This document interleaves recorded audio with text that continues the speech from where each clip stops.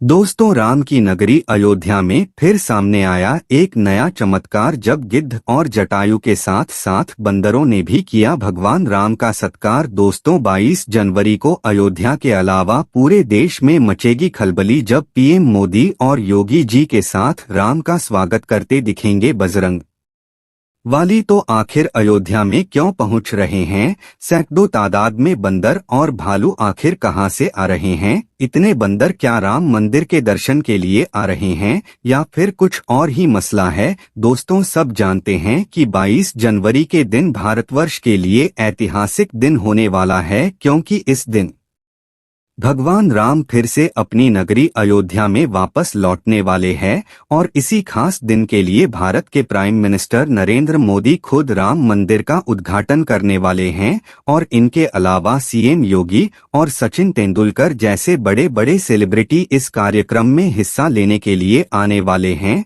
और इनके अलावा विदेश शो में भी कई बड़ी हस्तियां राम मंदिर आयोजन में देखने को आने वाली है। दोस्तों, राम की जन्मभूमि अयोध्या वैसे तो भगवान राम के जन्मस्थान से पूरी तरह से जानी जाती है, लेकिन उसी अयोध्या में जब आप आएंगे तो आपको अयोध्या के मठ, मंदिर और गलियों में बंदर जरूर देखने को मिलेंगे। इन्हीं बंदरों को अयोध्यावासी बजरंगबली का रूप भी मानते हैं और इसके साथ ही उन्हें पूजते भी है।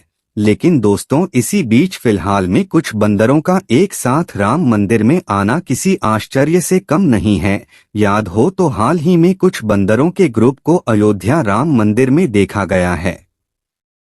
अब आप इसे चमत्कार कहिए या फिर कोई संयोग, लेकिन कुछ लोगों का मानना है कि भगवान राम के लौटने की खुशी में बजरंग बली दर्शन के लिए खुद अयोध्या आए हैं। लेकिन क्या है इसकी पूरी सच्चाई जानेंगे आज के इस वीडियो में, और साथ है अयोध्या के राम मंदिर से जुड़े कुछ और दिलचस्प किस्सों के बारे में चर्चा करेंगे। तो बने रहिए वीडियो के अंत तक और कमेंट में जय श्री राम लिखना मत भूलिएगा। वीडियो में आगे बढ़े उससे पहले अगर आप एक सच्चे हिंदू हैं तो सब्सक्राइब करें इस चैनल को और बेल नोटिफिकेशन को वॉल पर लगाएं ताकि कोई भी वीडियो मिस ना हो। दोस्तों, वैसे तो कलयुग में हनुमान जी को राजा माना जाता है और बंदर को हनुमान जी का स्वरूप। राम नगरी में प्राचीन काल से यह परंपरा चली आई है कि यहाँ कोई भी प्राणी भूखा नहीं सोना चाहिए, इसलिए जगह जगह भंडारे भी चलाए जाते हैं। तो वहीं इस राम नगरी में बंदरों का भी आदर सत्कार किया जाता है।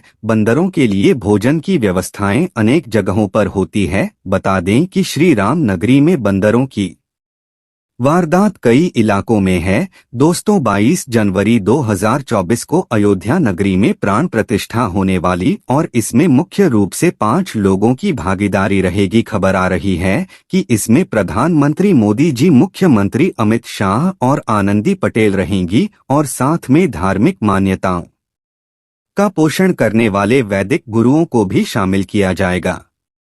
अध्याय इस वक्त विश्व का मानक बना हुआ है। अब इस वक्त वैश्विक स्तर पर लोग अयोध्या को देखने के लिए इंटरेस्टेड हो रहे हैं। आपकी जानकारी के लिए बता दें कि इस वक्त गिद्धों का विशाल समूह अयोध्या के मिल्कीपुर में पहुंच चुका है। जानकारी के मुताबिक दर्जनों बार गिद्धों का झुंड देखने को यहां मिल रहा है। भगवान राम अब महल में विराजमान होंगे। इसका स्वागत समारोह में जटायु सम्मिलित होकर अपनी सहभागिता सुनिश्चित करेंगे। दोस्तों, भगवान श्री राम के चाहने वालों की श्रद्धा इतनी ज्यादा है कि देश विदेश से भी श्रद्धालुओं का उमड़ना यहाँ शुरू हो गया है। अब कुछ दिनों बाद यहाँ रहा मलाला अपने भव्य मंदिर में विराजमान हो जाएंगे। इस अवसर पर गवाह बनने के लिए हर आदमी से लेकर खास आदमी तक अयोध्या पहुंचने की प्लानिंग में जुटा हुआ है। फिलहाल लोग यहां रेल, बस या फिर किसी भी माध्यम से पहुंच रहे हैं। वहीं कुछ लोग जल्दी से शुरू होने वाली मर्यादा पुरुषोत्तम भगवान राम के जरिए इस भव्य राम मंदिर की प्रतिष्ठा समारोह में पहुंचने की तैयारी कर रहे हैं। यहां तक कि कुछ लोग तो अभी से भगवान राम के दर्शन के लिए पैदल यात्रा पर निकल चुके हैं। दोस्तों, अयोध्या नगरी में विराजमान होने वाले हमारी आस्था के प्रतीक श्री राम के दर्शन के लिए आपकी क्या प्लानिंग है, कमेंट में बताएं। तो ध्यान में राम मंदिर निर्माण और उसका उद्घाटन लगातार सुर्खियों में है। धार्मिक अंतर्राष्ट्रीय इंपोर्टेंस के इस स्थान पर विकास की नई हिस्ट्री लिखने की तैयारी है। तमाम मॉडर्न व्यवस्थाओं के साथ साथ यहां शहर में सुविधाओं और व्यवस्थाओं का विकास किया जा रहा है। बता दें कि अयोध्या में एयरपोर्ट, रेलवे स्टेशन के साथ साथ बस टर्मिनल और आवागमन को सुगम बनाने वाली तमाम सुविधाएं विकसित की जा रही है। बता दें कि अयोध्या आने वाले श्रद्धालुओं और यात्रियों को एयरपोर्ट और रेलवे स्टेशन के साथ साथ अंतर्राष्ट्रीय बस अड्डा यानी कि ISBT की सौगात भी मिली है। इसके कई फेज में इसे विकसित किया जाएगा या दूसरे राज्यों से आने वाले यात्रियों के लिए तमाम जरूरी सुविधाएं भी मिलने वाली है। आवागमन को सुविधाजनक बनाने के लिए यात्री सहायता केंद्र, रैन बसेरा और प्रतीक्षालय जैसी सुविधाएं विकसित की गई है।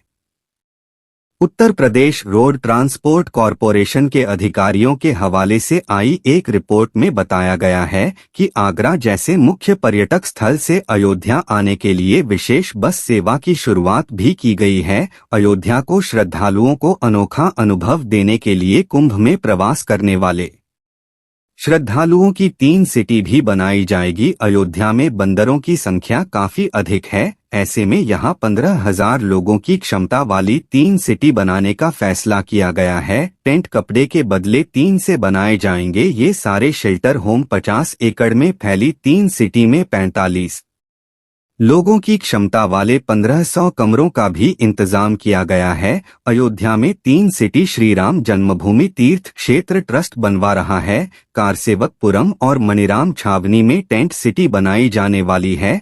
दोनों को मिलाकर लगभग 3000 लोग के रहने का इंतजाम होगा। बता दें कि श्री राम मंदिर के समारोह में शामिल होने के लिए राम मंदिर ट्रस्ट ने क्रिकेटरों और उद्योगपतियों और अभिनेताओं जैसी कई हस्तियों को निमंत्रित किया है। सम्मानित अतिथियों की सूची में कई परिवार भी शामिल है जो दुनिया भर के 50 विदेशी देशों के प्रतिनिधि हैं। साथ ही गौतम अडानी, रतन टाटा, अरुण नोबेल, दीपिका चोलिकिया, योगी आदित्यनाथ, बाबा रामदेव, मोहन भागवत जैसे कई सेलिब्रिटीज भी शामिल होंगे। राम जन्मभूमि ट्रस्ट ने इस महत्वपूर्ण अवसर के लिए 3000 VVIP और 4000 संतों सहित लगभग 7000 लोगों को आमंत्रित किया है। उद्घाटन समारोह में नेताओं, सभी 4 शंकराचार्य, मशहूर हस्तियों, क्रिकेटरों, पुजारी, अन्य धार्मिक नेताओं सहित विभिन्न क्षेत्रों की कई हस्तियों को शामिल किया गया है।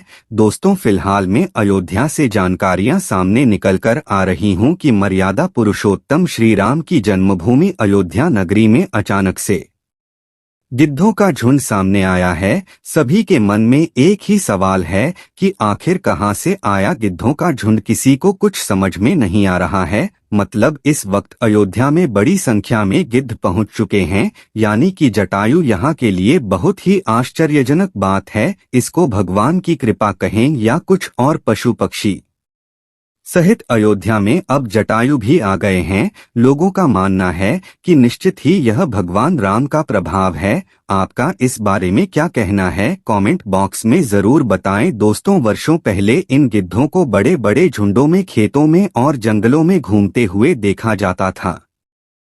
आजकल इनकी जातियां निरंतर विलुप्त होती जा रही है। अब फिर से आध्यात्मिक नगरी अयोध्या में इन गिद्धों को फिर से देखकर खुशी की अनुभूति हो रही है। लगता है आध्यात्मिक नगरी अयोध्या में दिव्य शक्तियां भी बराबर अपना काम कर रही है। दोस्तों, आपको बता दें कि भगवान श्री राम के परम भक्त श्री गिरिराज जताई रहे हैं। दोस्तों, भगवान श्री राम की नगरी अयोध्या के बारे में आपकी राय क्या है? कमेंट में बताएं। और इसी के साथ आशा करते हैं कि आपको आज की हमारी यह वीडियो जरूर पसंद आई होगी। इसलिए वीडियो को ज्यादा से ज्यादा लाइक और शेयर करें। और अगर आप अभी तक हमारे चैनल को सब्सक्राइब नहीं कर पाए हैं तो जल्दी से चैनल को सब्सक्राइब